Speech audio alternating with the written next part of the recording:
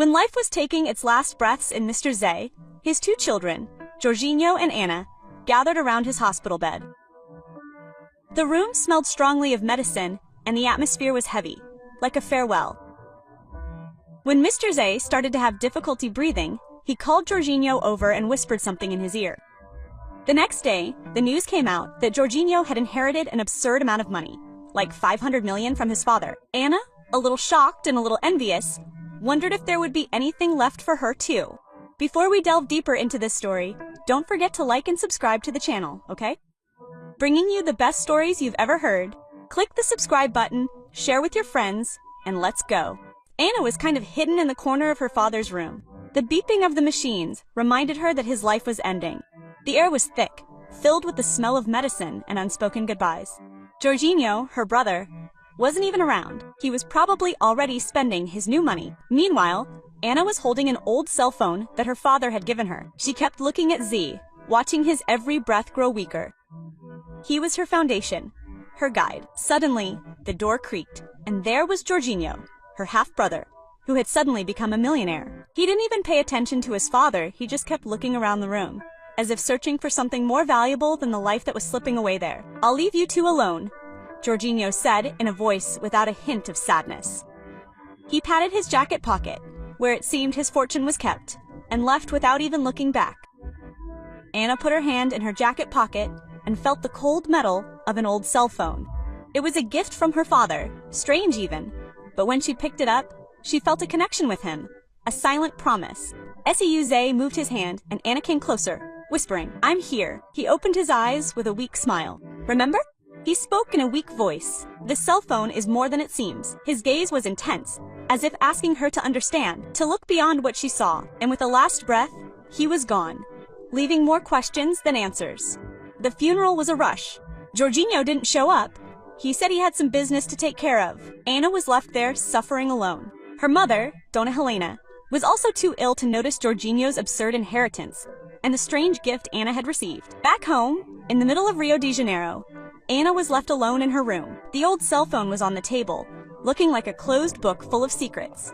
Even she asked for a password, a digital lock for her father's last mystery. The room was silent, only the noise of the city in the distance. She tried all the passwords she could think of, important dates, initials, even some phrases her father liked to say, but nothing worked. The screen turned red, frustration was growing, but Anna wouldn't give up. She remembered her father's last words, "This cell phone is more than it seems." Anna picked up the cell phone again and found a small button almost hidden near the charger. Carefully, she turned it on and the screen changed, showing a secret application. The icon was an old key, as if it were the entrance to something hidden from the world. When she opened the application, her heart raced. It was like a digital archive of her father's life. Each folder had the name of a year, everything protected with a password. She opened the folder for the year she was born, trembling all over. A video started and there was her father, younger and full of life, but with a somewhat somber look in his eyes. "Anna, if you're watching this, it's because I've already left, but know that I left something valuable. More than a cell phone. The truth is, you'll find the answers, but be careful. Don't trust anyone until you understand everything." The video ended suddenly, leaving more questions. Before Anna could move on, someone knocked on the door. "Anna, we need to talk," said her stepfather, Mr. Tonho. His voice left no doubt. It wasn't a nice chat. She opened the door and saw Mr. Tonho standing there with a frown on his face. "What's wrong?" Anna asked, already alert. "About your inheritance," Mr. Tonho said, entering the room without asking permission. He sat down with an attitude, as if he was going to give an order. "Jorginho got most of it, as you know, but we think yours should go to Alex." Anna's heart sank. Alex, Mr. Tonho's son, was a guy she didn't even know, and now they wanted her father's inheritance for himself. "Do they want me to give my father's gift to Alex?" she asked angrily. Tonho insisted on his education. That's what the family does. He has potential. He can do great things if he doesn't have a problem with money. "It's not just money, Tonho," Anna retorted, holding the cell phone tightly. "It's mine, it's my father's. You're being selfish." Tonho accused in a deeper voice. "Think about what's best for everyone." "Best for whom?" "For Alex, who didn't even visit my father in the hospital. For you, who only sees money instead of family." Anna's words cut through the air sharply. Tonho leaned forward, closing his eyes. "Be careful with Tom, Anna. It's not just about Alex. It's about what's fair. You live here, in my house, with your mother and me. The idea was clear. Either she obeyed, or things would go wrong. Anna felt the room shrinking. Fair. My father wanted this to be mine, not for you or Alex to decide its fate. The discussion was interrupted by Alex, who appeared at the door, half asleep. What's going on? He asked. Your sister is trying to be lazy about helping you, Tonho said to Alex, with forced patience. Alex made a confused face. Oh, the college money. Anna took the chance. Yes, Alex, for college? But wasn't it for some business you were going to open yesterday? Her words were a trap, showing the contradiction in the stories. Tonho got irritated. It's for his future, Anna. Don't make things difficult. Anna's head spun, connecting the dots. Her father's warning about the cell phone, Tonho's sudden interest, the confusing excuses. She went to the door with determination. Quote, "We'll see," she said, leaving the room with purpose. The city outside was one with the heavy atmosphere she had left. The streets were busy, as if nothing was happening. Anna was trying to put together the pieces of the puzzle her father had left for her.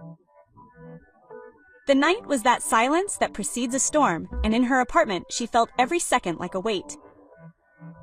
She called Marcos, her voice a little desperate. Marcos, who was her father's right-hand man, had been like an uncle to her, always loyal to Mr. Zay.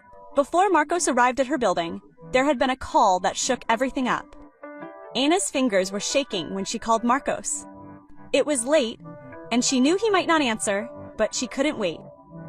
The phone rang twice before Marcos's voice came through. Anna, what time is it? His voice was confused. I'm sorry, Marcos, but I need your help. It's about my father, Anna said in a firm voice. There was a pause. Marcos waking up for real. What happened to Mr. Zay? He left something for me. An old cell phone is more than just a cell phone. Marcos has passwords, and he said there was more to it than meets the eye. I think he was involved in something big, something called the EPSI project. Marcos's voice changed. He was alert now.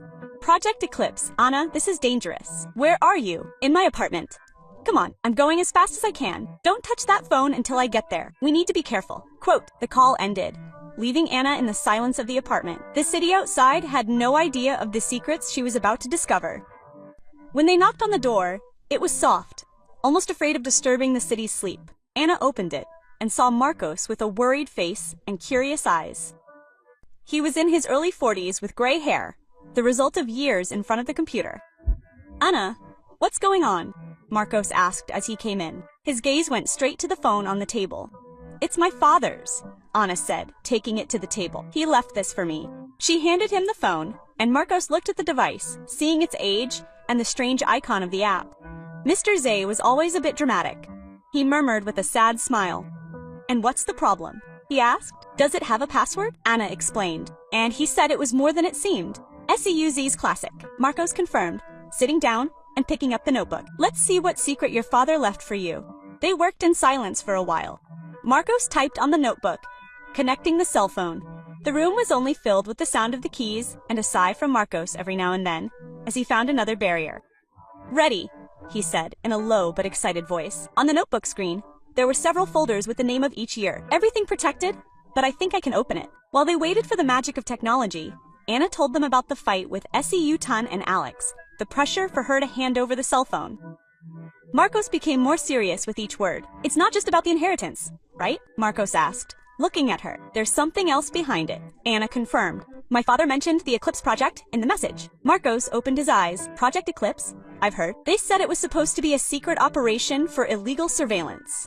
SEU Zay was always against it. He said it was too dangerous. The software beeped, showing that it had been opened.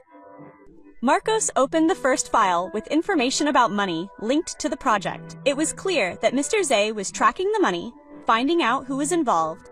There's more, Marcos said, looking at the files. They found emails, hidden transactions, and a list with names, politicians, businessmen, and even some police officers. Anna's heart raced. That's why Mr. Tan wanted the cell phone, she said. It's not just for the money. No, they want this here. Marcos nodded, touching the screen. This could bring down very powerful people. Your father was protecting you with this. The reality of the situation fell like a weight. They were dealing with something much bigger than an inheritance dispute. It was about corruption, power, and now their safety. We need to be careful, Marcos said in a serious voice. If they find out you have this, they won't ask for it, they'll take it by force. Anna felt the weight of the action, the weight of the trust her father had in her. What do we do? First, we make copies. We're not going to put all our eggs in one basket, Marcos said. Then we need to figure everything out.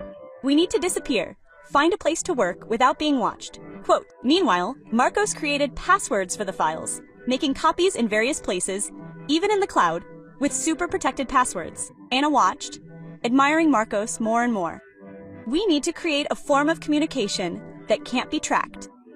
Marcos continued to pick up a cell phone he had brought. We'll use this for now, but we'll need to change places every now and then. Anna agreed. The responsibility seemed enormous. How are we going to dismantle something like the Eclipse project step by step? Marcos replied calmly. First, we understand everything. Then we find allies, journalists, people who can help us show everything without killing us. Night was turning today, as they prepared. Marcos created secure communication channels. While Anna packed the essentials, her mind kept racing. She was stepping into her father's shoes, becoming part of something much bigger than she could have imagined. With the morning light streaming in, Marcos looked at her. Anna, this is big. We're not just discovering secrets. We're entering a war. Anna confirmed. So let's fight for him. With that, they left the apartment as the city woke up, unaware of the storm that was brewing.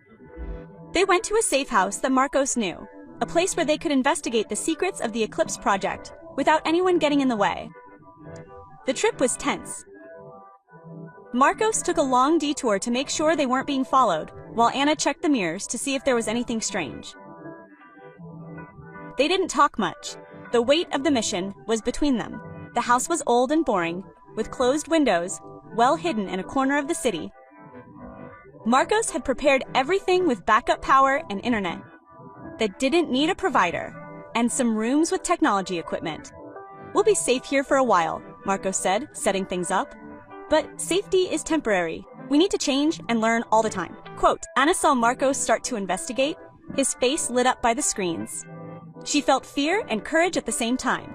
They were on a path of no return. Each opened file was like a page in a book of secrets, each one revealing something about her father's life and the dangerous world he faced. We need to talk to some old contacts. Of your father, Marcos said, breaking the silence. People who knew what he did, who are still loyal, or who want to help.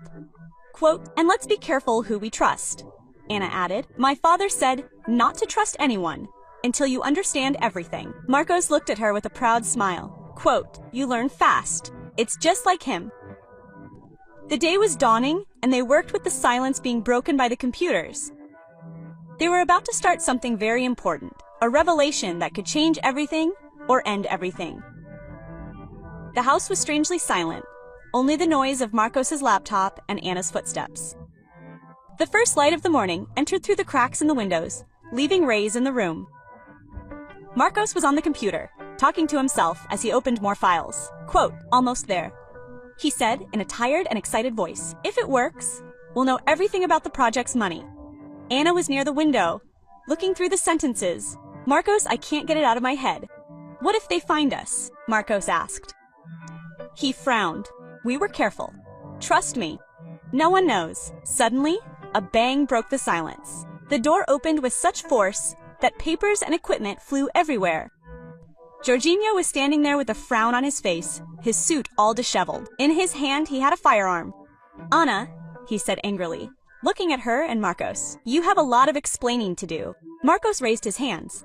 Calm down, Jorginho. Let's talk. Jorginho smiled sarcastically. You, Marcos, you traitor, should have known you were going to show up again. Anna's eyes widened. Do you know him? Jorginho looked at her. Of course, Daddy's trusted colleague. The guy who disappeared when things got dangerous. What are you doing here? Marcos asked. Helping my sister escape with evidence that could end all of us. With you, maybe, Marcos replied. I'm here to protect the legacy of your Zay and Anna. Jorginho took a step, pointing the gun at Marcos. Protect you. Do you want to get along, like you always did with Daddy? I know what you want, Marcos. Do you think I don't remember the Eclipse project? The room grew tense. Anna's heart was pounding as she tried to understand the accusations. Jorginho, she said, what are you talking about? What do you know about the Eclipse project? Jorginho looked at her with a softer expression. Anna, you don't know what you're getting yourself into with that cell phone. It's not just Daddy's secrets, it's a death sentence. There are powerful people who won't think twice before wiping us off the map. And yet you're here, Marcos interrupted sarcastically, appearing like a hero in a bad movie. If you're so worried, why don't you let us solve it? Because I want to stop her from making the same mistake as Daddy, Jorginho shouted. They think he was a hero, but he got himself into something really big. He trusted the wrong people. And look what happened. And Marcos here, he was part of it too. Anna's chest hurt. What do you mean? Wrong people? Jorginho interrupted. Daddy didn't tell the whole story, and I bet Marcos didn't either. Marcos opened his mouth to speak, but Jorginho raised his gun. Daddy didn't find out about the Eclipse project. He built it. The revelation was like a bombshell. That's not true. He was trying to put an end to it. Yes, but only after he saw what he had created did Jorginho speak up. He thought he could fix it, but it was too late. And Marcos here? He also participated. Anna looked at Marcos with a trembling voice. It's true. Marcos hesitated with a pale face. Yes, but it's not what you think. I worked with Mr. Z, but I didn't know everything about the project. When I found out, I tried to help him put an end to it all. Try to cover his tracks? That's right. Jorginho scoffed. Anna's head was spinning. Why didn't Daddy tell me? Because he wanted to protect you, Jorginho said in a softer voice. He knew the danger this would bring. And now you're going head first, taking Marcos with you. Suddenly, a sound outside of footsteps on the gravel made everyone tense. Jorginho, did you bring anyone else? Marcos asked in a low voice. Jorginho frowned. No, why? Because there's someone out there. Anna's blood ran cold. We need to go, she said. No, Jorginho shouted. The tension in the room exploded. Marcos grabbed his laptop and cell phone, putting everything in a bag. Jorginho hesitated with the gun in his hand, looking at the door. If you want to live, Marcos shouted, help us or stay here and see what happens when they catch you. Jorginho swore, put the gun in his waistband, and said, okay, but this isn't over. The three of them left through the back door, walking quickly down the alley as the sound of footsteps grew louder behind them. Anna's head spun as they ran. Who was behind them? How much of what Jorginho said was true? The warehouse was silent. Only the sound of Marcos's keyboard as he worked non-stop. Anna paced back and forth, her head full of lies, secrets, and betrayals that her father's death had brought. Jorginho was in the corner, with his arms crossed, a heavy presence in the air. Marcos raised his head and broke the silence. This next phase will take a while to unfold, but I've seen enough to be sure of one thing. Your father wasn't running away from the Eclipse project. He was running away from the people behind it. People like Langston. Langston asked Anna. Marcos confirmed. Yes, but it's much bigger than him. It's not one man or a small group. It's a network that goes far beyond what we imagine. Jorginho Rio, do you think you're uncovering a conspiracy? Let me tell you in advance. You've already gotten involved in something bigger than you imagine. This isn't a crusade you can win. Anna looked at him, losing her patience. Why are you here, Jorginho? You took your inheritance and disappeared. What do you want with this now? Jorginho leaned forward, his eyes alert. Why are you bringing my name into this mess? Do you think these people don't know who I am? They think I'm part of this game, and my life is at risk now.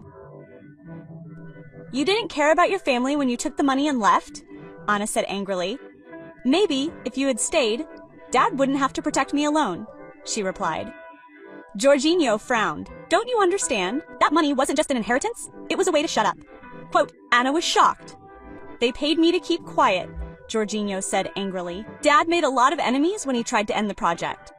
He told me to take the money and disappear so I wouldn't get involved. That's why I didn't fight over the cell phone. He said it was a death sentence. And yet here you are. What happened? Did the money run out? Quote, Marcos scoffed. Jorginho ignored her, looking at Anna. You should have done the same, but you didn't. You had to deal with it. You have no idea what you did. Quote, before she could answer, someone knocked on the door, breaking attention. The three of them were startled. Did you tell anyone we were here? Marcos whispered. No, Anna answered in a low voice. Jorginho tensed up. Quote, stay here, I'll sort it out, he said. Anna grabbed his arm. Quote, what are you doing? Don't trust anyone there. Jorginho let go with a look of frustration. You still don't understand. I'm trying to protect you, but you're too stubborn to see it. He opened the door, and Mr. Tonho was standing there with a scowl on his face. Anna's stomach sank. Mr. Tonho, she said in a low voice. Mr. Ton came in, looking around the room before looking at Anna. You made everything more difficult, he said. What are you doing here? Marcos asked, protecting Anna. Mr. Tonho ignored him.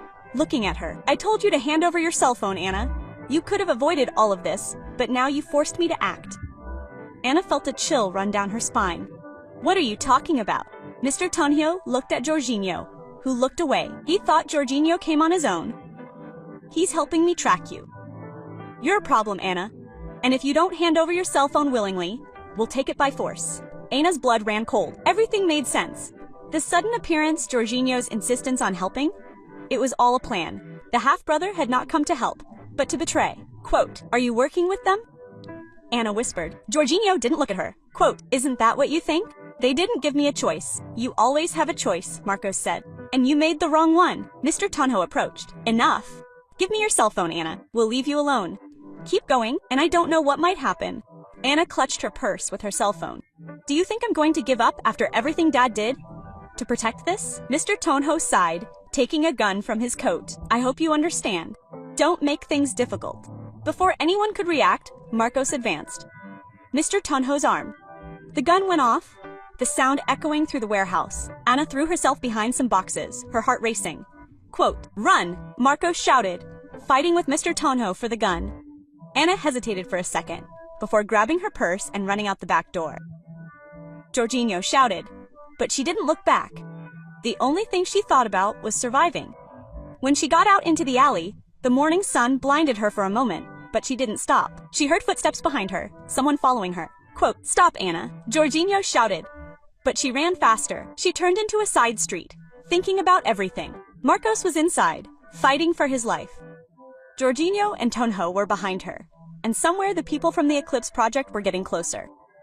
She stopped for a moment, panting, out of breath, with no allies, just her cell phone, and the desire to finish what her father started. Anna turned into a narrow alley, out of breath, the bag with the cell phone weighed on her back. Adrenaline ran through her veins. She clutched the bag. The cell phone was like a bomb. No, a lifeline. Jorginho shouted behind her. Anna, stop running. You don't know what you're doing. But she didn't stop. Her head was spinning with Tonho and Jorginho's betrayal and Marcos fighting. She was naive to think that her family would support her. She turned onto a side street with abandoned shops. She leaned against a wall, panting, her hands shaking. She looked at her cell phone with the weight of everything on her shoulders. This device had cost her father his life, and now it was ending hers. What was so important that Tonho and Jorginho would betray her to get it? She didn't have time to think. She needed help. But who could she trust? Caroline, Marcos had spoken about her, the journalist who had brought down corruption. If anyone could handle the truth on a cell phone, it was her. She picked up her cell phone and looked for Caroline's contact information, finding an email. Quote, think, Anna, she whispered. Did she remember what Marcos said? Quote, she works in the shadows, hard to track, but she has contacts. She opened the email and wrote a message. Subject, searching for the truth. Message, you exposed the Blue Harbor case in 2020. I have something bigger, a story that could shake the country. Find me safety. She sent it, hoping Caroline would fall for the bait. Minutes felt like hours as Anna waited. Hidden in the shadow of a doorway, her cell phone vibrated. A message from an unknown number. Meet us at Brambleton. Coffee shop. 1. Time. Don't bring anyone. Anna's heart raced. It could be Caroline or a trap.